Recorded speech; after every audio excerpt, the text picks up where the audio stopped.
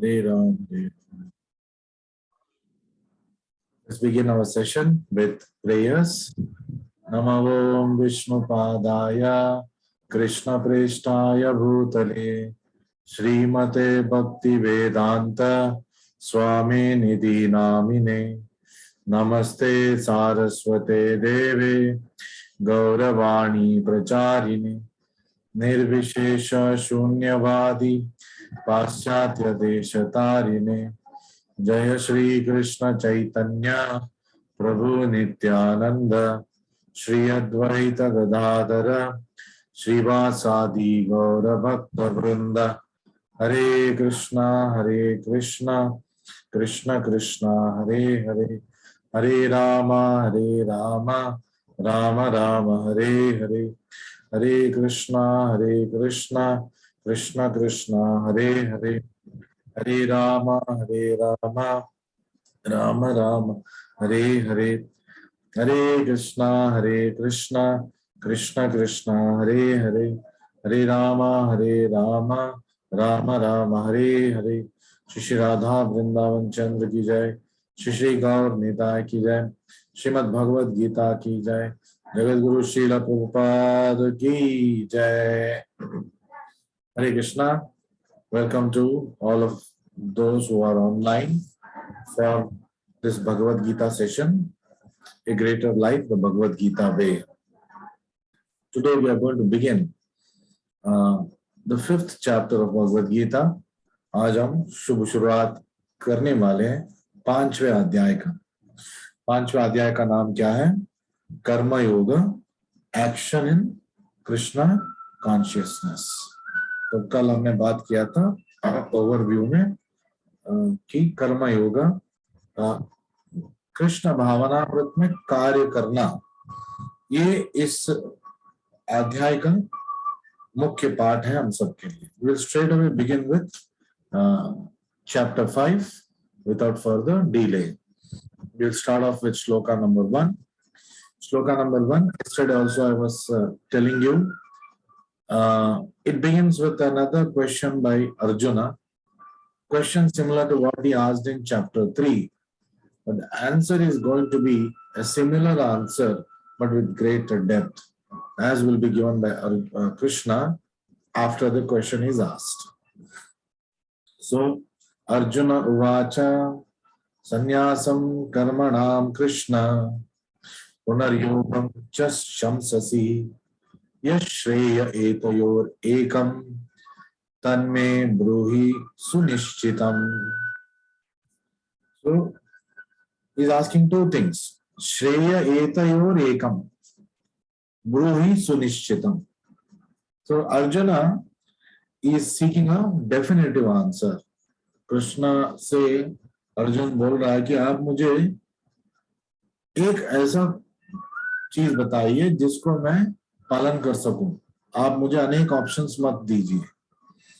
So Arjuna said, "O Krishna," Arjuna vacha, "first of all you asked me to renounce work, sannyasam karmanam Krishna, and then you again recommend work with devotion, punar yogam cha shamsasi." पहले तो आपने बताया था संन्यास की ओर जाइए, फिर आपने बोला आप कार्य कीजिए। तो अर्जुन बता रहे हैं, now will you kindly tell me definitely, यश्रेय एतयोर एकम, तो आप मुझे एक बताइए मुझे क्या करना चाहिए। Which of the two is more beneficial? तन्मे ब्रूहि सुनिश्चितम, ये आप मुझे सुनिश्चित रूप से मुझे बताइए। Tell me definitely. So in this fifth chapter of Bhagavad Gita, पांचवें अध्याय में the Lord says that work in devotional service is better than dry mental speculation. कार्य करना कृष्ण भावनामृत में ये बेहतर है, मतलब अनधिकृत रूप से त्याग करने से बेहतर है। कृष्ण भावनामृत में स्थित नहीं हो और त्याग कर रहे हो, उससे बेहतर है कृष्ण भावनामृत में स्थित होके आप अपना कार्य करो। Devotional service is easier than the latter. तो भक्ति में कार्य करना त्याग से आसान है। बिकॉज क्यों आसान है? बीइंग ट्रांसेंडेंटल इन नेचर, ये दिव्य है। It frees one from reaction, तो ये कर्म के जो बंधन है उससे हमें मुक्त करेगा। क्या? भक्ति में कार्य करना। इन द सेकेंड चैप्टर, दूसरे अध्याय में हमने पढ़ा था preliminary knowledge of the soul and its entanglement in the material body were explained. दूसरे अध्याय में हमने क्या पढ़ा था? मेन थीम था आत्मा के बारे में ज्ञान मिला, कृष्ण ने बताया, और कैसे हम बंधन से, उलझन से, भौतिक उलझन से बाहर निकल सकते हैं, इसका समाधान कृष्ण भगवान ने दिया था।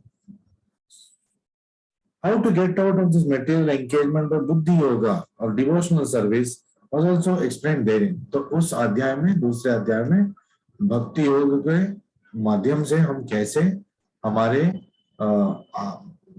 भौतिक बंधन से बाहर जा सकते हैं, ये हमने सीखा था।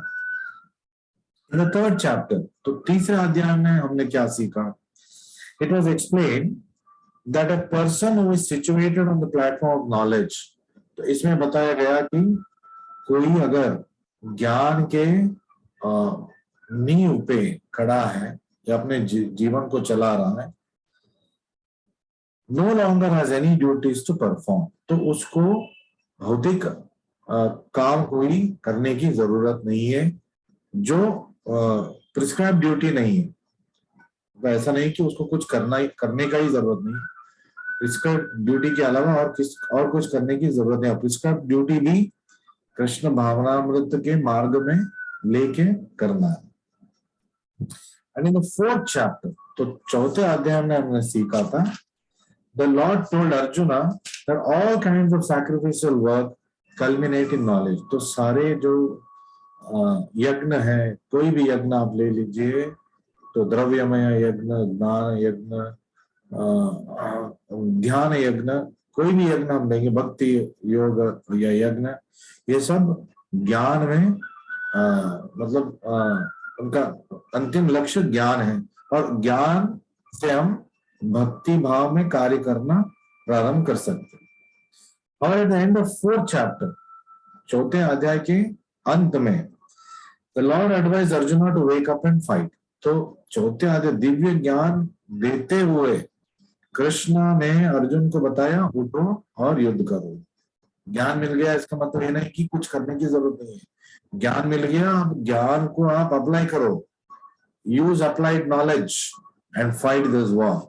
Use the applied knowledge of Krishna consciousness. Therefore, by simultaneously stressing the importance of both work in devotion and inaction in knowledge, Krishna has perplexed Arjuna and confused his determination। तो अर्जुन का द्वंद्व का कारण क्या है? क्योंकि कृष्ण ने बहुत कुछ बता दिया चौथे अध्याय में, तो और उन्होंने उनको जोर दिया कि दो कृष्ण भावनामृत में कार्य करना और त्याग, संन्यास लेना ज्ञान से, दोनों बराबर है। दोनों से आध्यात्मिक जो लक्ष्य पा सकते हैं। तो इस बात से अर्जुन मतलब विचलित हो गया है, और उसके जो धृति है वो डगमगा गया है। It's got shaken. Arjuna understands that renunciation in knowledge involves cessation of all kinds of work performed as sense activities। तो अर्जुन को पता है, तो त्याग का मतलब, संन्यास का मतलब इंद्रिय तृप्ति, मेरे इंद्रिय तृप्ति के कारण कोई भी काम मुझे नहीं करना चाहिए। But if one performs work in devotional service, then how is work stopped? लेकिन कार्य तो कृष्ण भावनामृत में भी करना है, तो कार्य तो स्थगित नहीं हुआ। तो कृष्ण, तुमने तो बताया था कार्य स्थगित करो, मतलब संन्यास की ओर बढ़ो। ये इससे भी आध्यात्मिक लक्ष्य हम पा सकते हैं। In other words, he thinks that sannyasam or renunciation in knowledge should be altogether free from all kinds of activity. तो उसका ये अज्ञान है कि ये वो सोच रहा है कि त्याग या संन्यास का मतलब है सारे गतिविधियों को बंद करना. So because work and renunciation appear to be incomparable, क्योंकि उसके उनके अब सोच क्या था, कार्य करना और त्याग, सब कुछ छोड़ देना, ये अलग अलग चीज है. तो त्याग में कार्य कैसे करेंगे, और मतलब कृष्ण भावनामृत में कोई कार्य कैसे नहीं करेंगे, ऐसे कैसे हो सकता है. They appear not to have understood the work in full knowledge is non-reactive.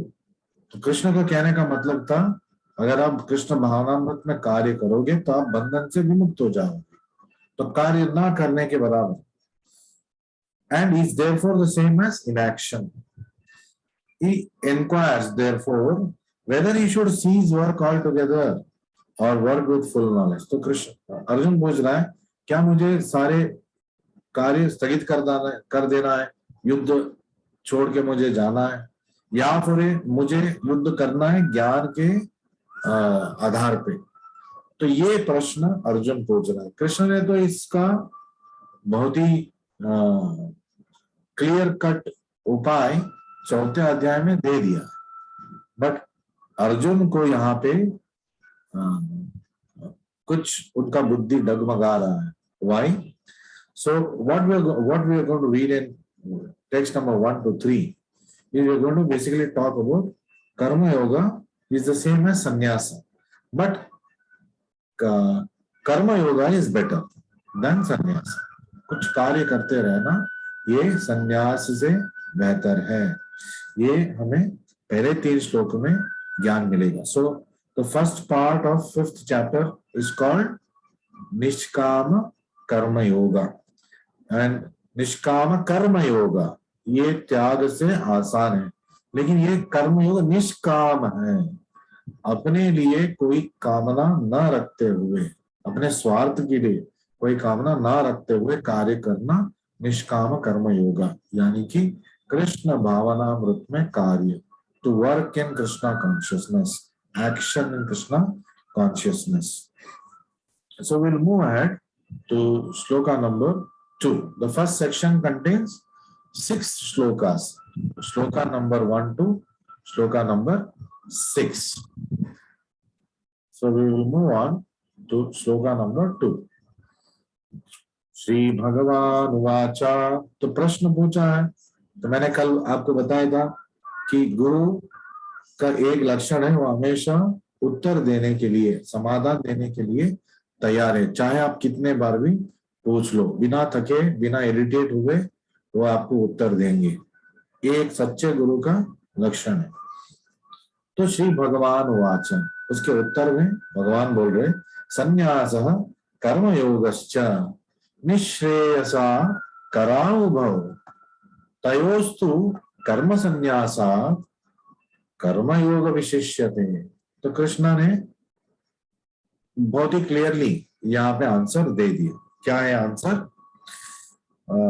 The blessed lord said, Shri भगवान वाचा, भगवान ने कहा, द रिनंसिएशन ऑफ वर्क संन्यासः एंड वर्क इन डिवोशन कर्म योगः are both good for liberation निःश्रेयस करा उभौ.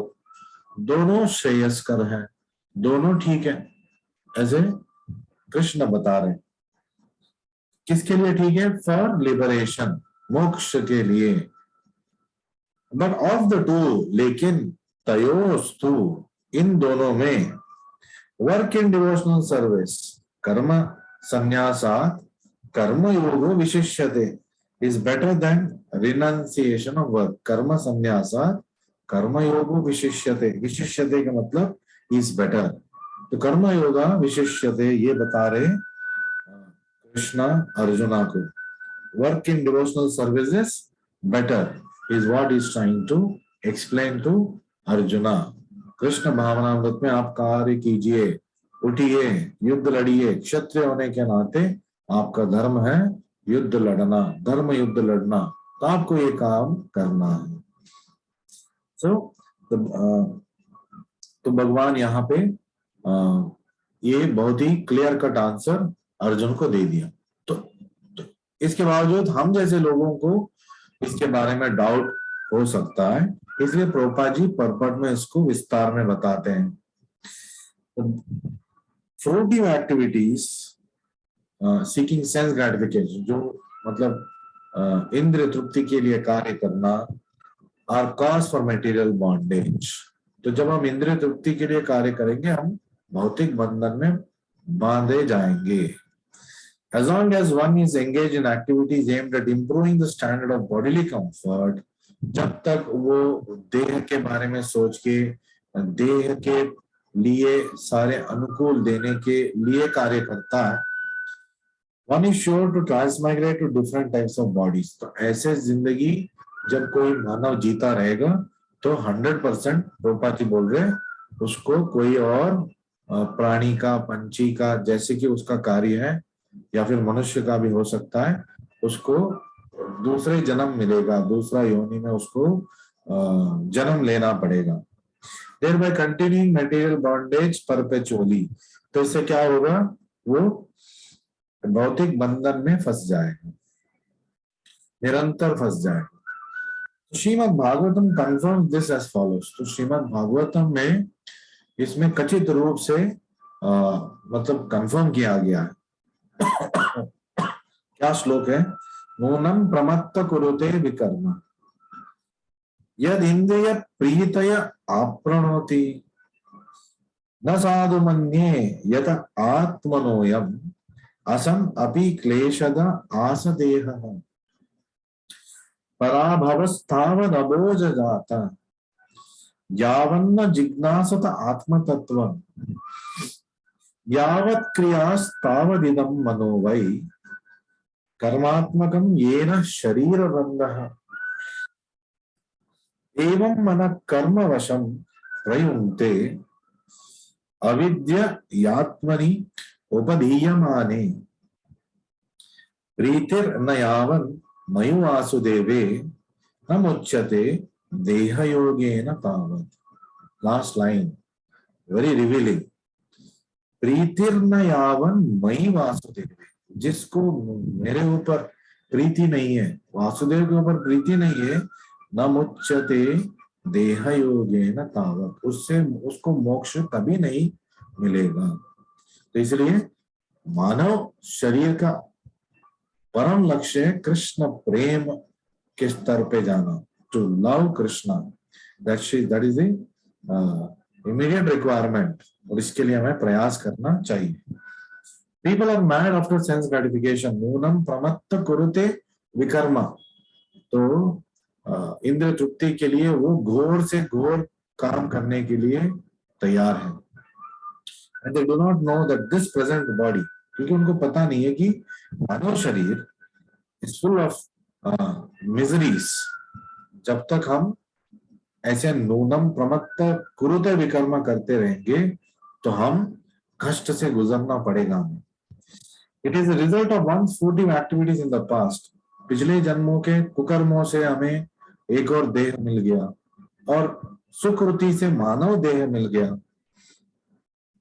Although the body is temporary, देह तो अनित्य है, it is always giving one trouble in many ways। तो वो देह के कारण अनेक कष्टों से गुजरना पड़ता है। जो कष्ट हमें आ रहा है वो देह की वजह से है।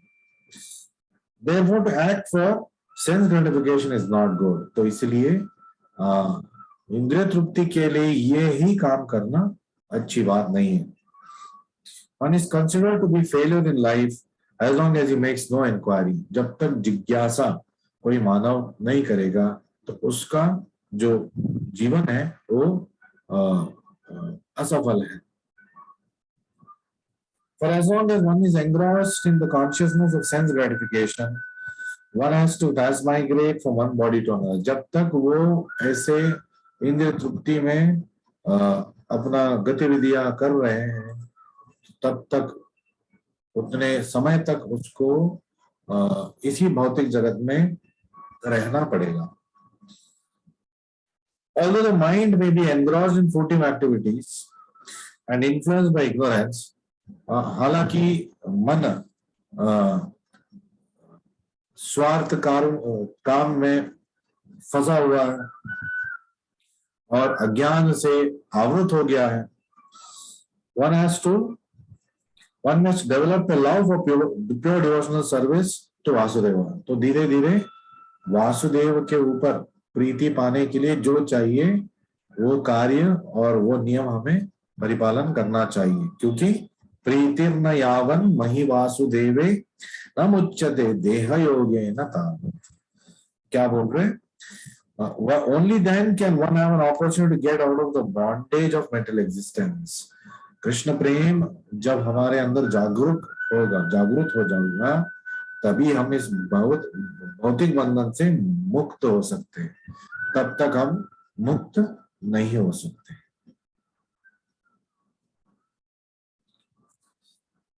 Therefore, jnana or knowledge that one is not this material bodies but spirit soul is not sufficient for liberation. तो केवल ज्ञान मोक्ष दायक नहीं है, केवल ज्ञान से किसी को मोक्ष नहीं मिलेगा। मतलब वी आर टॉकिंग ऑफ वैदिक नॉलेज फ्रॉम कर्म कांड, ज्ञान कांड, उपासना कांड, उस तरह पे। One has to act in the status of spirit soul, otherwise there is no escape from material bondage. तो उसको जीव को कृष्ण के दास बन के कार्य मतलब करना चाहिए, तब तक उससे भौतिक बंधन से विमुक्त वो नहीं हो पाएगा। Action in Krishna consciousness is not, however, action on fruitive activities. जब हम कृष्ण भावनामृत में कुछ भी कार्य करेंगे तो वो भौतिक स्वार्थ के लिए जो कार्य करते हैं ऐसा नहीं है। Activities performed in full knowledge strengthen one's advancement in real knowledge. तो जो हम आध्यात्मिक ज्ञान के स्तर पे जब हम गतिविधियां करेंगे तो हमारे सत्य ज्ञान हमारे पास रहेगा। Without Krishna consciousness, mere renunciation of fruitive activities does not actually purify the heart of a conditioned soul. तो केवल त्याग करने से, अज्ञान से या अपरिपूर्ण ज्ञान से या कृष्ण भावनामृत में न स्थित होते हुए त्याग करने से, संन्यास लेने से कोई फायदा होने वाला नहीं है, क्योंकि मन और हृदय परिशुद्ध नहीं है। तो वो उस समय में भी इंद्रिय तृप्ति के बारे में सोचता रहेगा। As long as the heart is not purified, one has to work on the fruitive platform. तो जब तक हमारा हृदय दुर्बल है, शुद्ध नहीं है, उस समय तक कोई भी जीव भौतिक गतिविधियों में फंसता जाएगा। Action in Krishna consciousness automatically helps one escape the result of fruitive action. तो कृष्ण भावनामृत में जब हम कार्य करेंगे तो हम भौतिक गतिविधियों के जो रिएक्शंस है उससे हम ऊपर उठ जाएंगे। Therefore, action in Krishna consciousness is always superior to renunciation. तो कृष्ण भावनामृत में कार्य करना ड्राई रिनंसिएशन से बेटर है। जो अज्ञान के कारण, अपरिपूर्ण ज्ञान के कारण संन्यास जो लेता है उससे बेहतर है जो ज्ञान पूर्वक कृष्ण भावनामृत में गतिविधियां कर रहे हैं। Renunciation without Krishna consciousness is incomplete. तो त्याग, संन्यास कृष्ण भावनामृत में स्थित होके नहीं लेंगे, वो अपरिपूर्ण होगा। As is confirmed by Srila Rupa Goswami in Bhakti Rasamrita Sindhu. So in Nectar of Devotion, रूप गोस्वामी ने ये निरूपण किया है इस श्लोक से, प्रापंचिकतया बुद्ध्या हरि संबंधी वस्तुनः मुमुक्षुभि परित्यागो वैराग्यम फल्गु कथ्यते। क्या है इसका?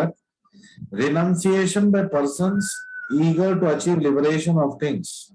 तो जो त्याग, संन्यास, मोक्ष पे आशा से वो मतलब उसको अपनाता है, which are related to supreme personality of Godhead, जो वस्तुएं भगवान के सेवा में उपयोग हो सकता है उसको वो त्याग रहा है। Though they are material is called incomplete renunciation. तो ऐसे त्याग संन्यास अपरिपूर्ण है। Renunciation is complete when it is in the knowledge that everything in existence belongs to the Lord. तो त्याग परिपूर्ण संन्यास तब परिपूर्ण है जब हम ये सोचेंगे कि जो भी है भौतिक चीजें, आध्यात्मिक चीजें, सब कृष्णा के सेवा के लिए ही है। जैसे कि कल मैंने बताया था, कंप्यूटर क्या है? भौतिक चीज है। आपके हाथ में मोबाइल है, सब कुछ लोगों के हाथ में, ये क्या है? भौतिक चीज है। लेकिन आप कार्य क्या कर रहे हो? भगवत गीता सुन रहे हो। So it is not to be discarded. We can use it in the service of Krishna. So that is what is being told. One should understand that factually nothing belongs to anyone. तो असलियत यही है कि हमारा कुछ है ही नहीं, सब भगवान का है। Then where is the question of renunciation? तो प्रभुपाद जी बोल रहे, तो किस चीज का त्याग करोगे आप? आपका कुछ है ही नहीं। तो जब आपका कुछ है नहीं तो आप किस चीज की त्याग की बात कर रहे हो? सब कुछ तो भगवान का है, तो सब कुछ भगवान की सेवा में उपयोग होना है। तो आपने कौन सा त्याग किया? आप किस त्याग की बात कर रहे हो?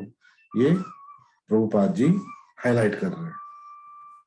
One who knows that everything is Krishna's property is always situated in renunciation. जो ये हमेशा याद रखता है कि सब कुछ भगवान कृष्ण का है, तो वो हमेशा त्यागी है, सन्यासी है, वही सन्यासी है। क्योंकि उसको पता सन्यासी क्या है? अपने लिए, अपने स्वार्थ के लिए कुछ भी वो नहीं करेगा। कृष्ण भगवान की सेवा के लिए वो सब कुछ करेगा, ये सन्यास है।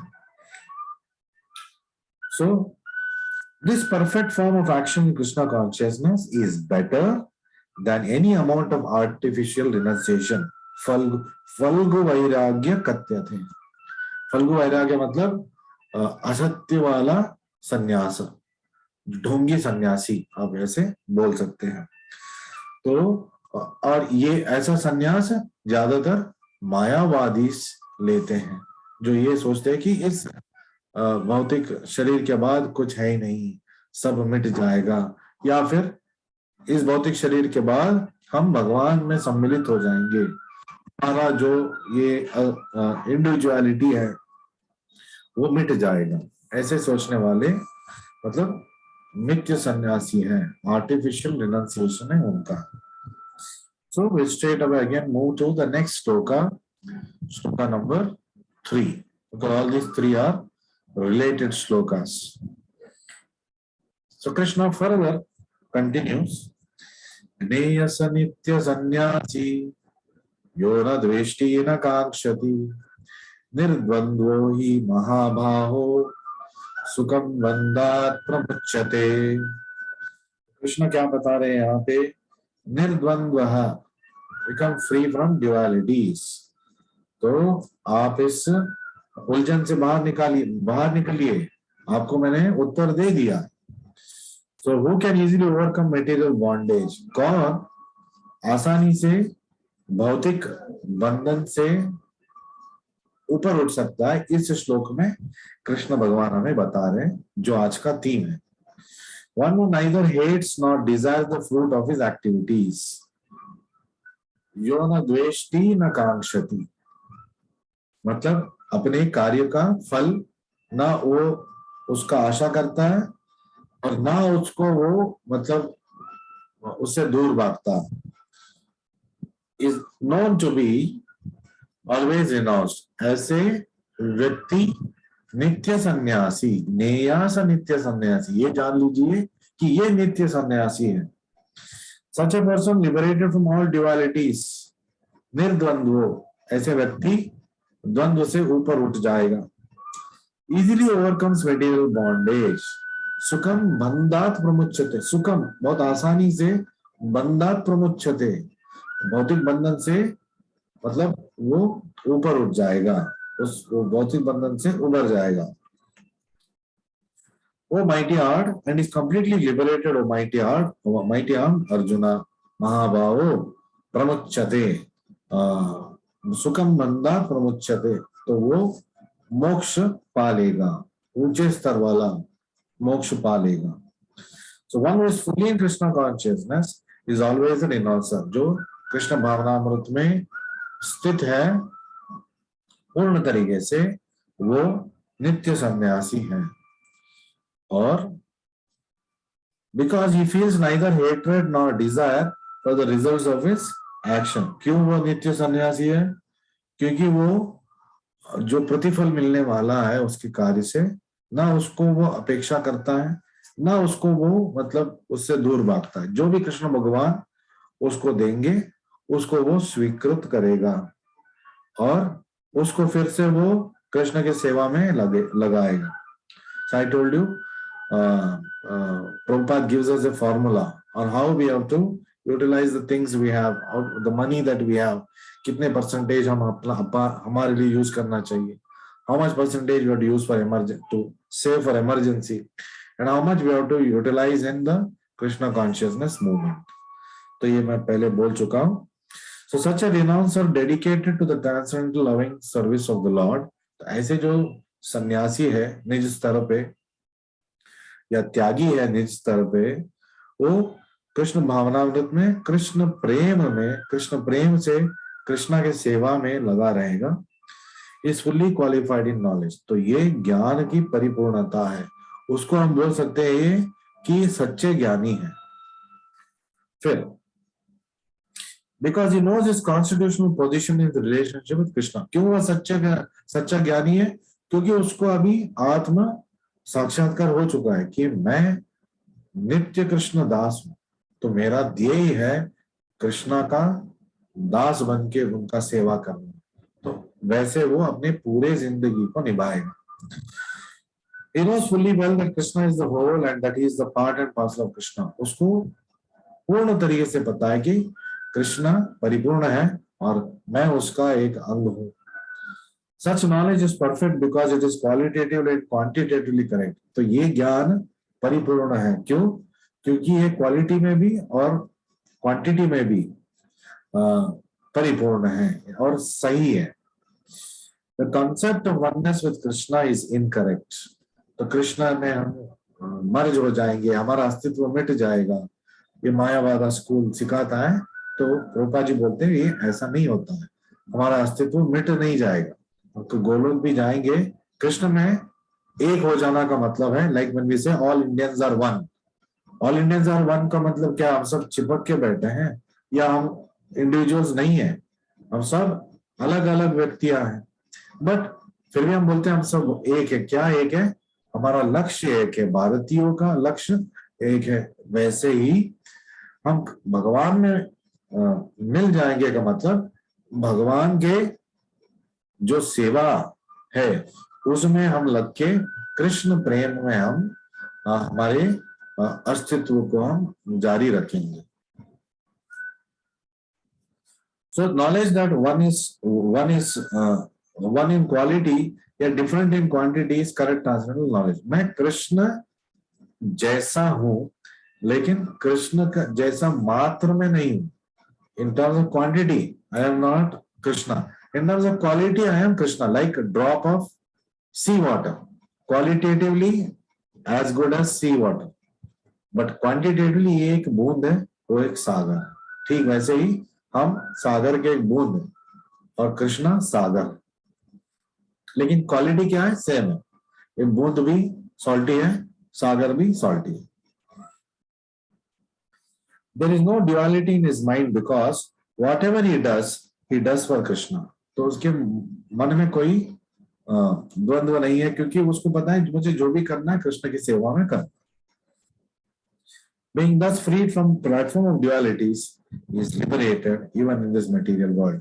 तो इस स्तर पे जब वो द्वंद्व से विमुक्त हो चुका होगा तो वो already is in the state of मोक्ष। तो मोक्ष का उसने क्या बोलते टेस्ट अभी से वो करने प्रारंभ कर लिया इस भौतिक जगत में रहते हुए भी।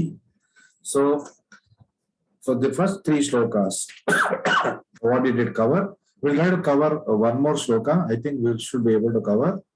We'll move ahead and cover one more shloka, which has got a short purport. Sankhya yoga prutak balaha प्रवदन्ति न पंडिताः एकमपि आस्ति तसंयद् उभयोर्विन्दते फलम्, उभयोर्विन्दते फलम्। और उभय, ये उभय क्या है, दो चीज क्या है, Sankhya yoga, Sankhya yoga. So what does Krishna say in the translation will understand. Only the ignorant speak of karma yoga and devotional service as different.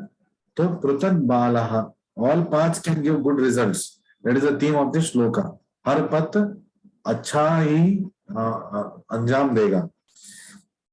तो सांख्य योग से और कर्म योग अलग अलग है। कृष्ण भावनामृत में काम करना और या कर्म योग में करना या सांख्य योग में करना अलग अलग है। ऐसा जो सोचता है वो बालाहा, मतलब वो अज्ञानी है। Those who are actually learned say that he who applies well on one of these paths achieves the results of both. तो कोई भी पथ पे, सांख्य योग के पथ पे या कर्म योग के पथ पे, जो भी पथ वो चूज करेगा कृष्ण भावना में स्थित होके दोनों एक ही क्या बोलते हैं रिजल्ट देगा। So the aim of analytical study of the material world is to find the soul of existence. तो सांख्य योगा का लक्ष्य है तो इस अस्तित्व, इस सारे जो जगत है इसका जो आत्मा है ये क्या है। The soul of the material world is Vishnu. तो पूरे विश्व का आत्मा कौन है, भगवान विष्णु, कृष्णा। इसको हम परमात्मा बोलते हैं, अंतर्यामी बोलते हैं। Devotional service to the Lord entails service to super soul. और भक्ति योग में क्या सीखते हैं, परमात्मा का सेवा करना। One process is to find the root of the tree. तो सांख्य योग से हम इस पेड़ का मूल क्या है ढूंढ रहे हैं। And the next is to water the root. और दूसरे मार्ग में हम इस मूल को पानी देना, ये कार्य है। The real student of Sankhya philosopher finds the root of the material world Vishnu. तो जो सांख्य फिलोसॉफी अपनाएगा वो मतलब संशोधन करते करते एक ना एक दिन उसको पता चल जाएगा विष्णु ही सब कुछ है। And then in perfect knowledge engages himself in the service of God. तब उसे पता चलेगा कि विष्णु सब कुछ है तो वो कृष्ण भावनामृत में कार्य करना, सेवा करना प्रारंभ करेगा। और therefore in essence there is no difference between the two because the aim of both is Vishnu. तो दोनों में कोई फर्क क्यों नहीं है, क्योंकि दोनों का लक्ष्य विष्णु ही है, कृष्णा है। एक संशोधन करके ये जान लेगा कि विष्णु सब कुछ है और मुझे सेवा करना है, और दूसरा गुरु के आदेश से जान लेगा कि विष्णु कृष्णा सब कुछ है और मुझे सेवा करना है। अंत में दोनों क्या कर रहे हैं, कृष्ण का सेवा। So those who do not know the ultimate end say that the purposes of सांख्य कर्म yoga are not the same. जो नहीं जानते, अभिपश्चिता, बाला, अज्ञानी,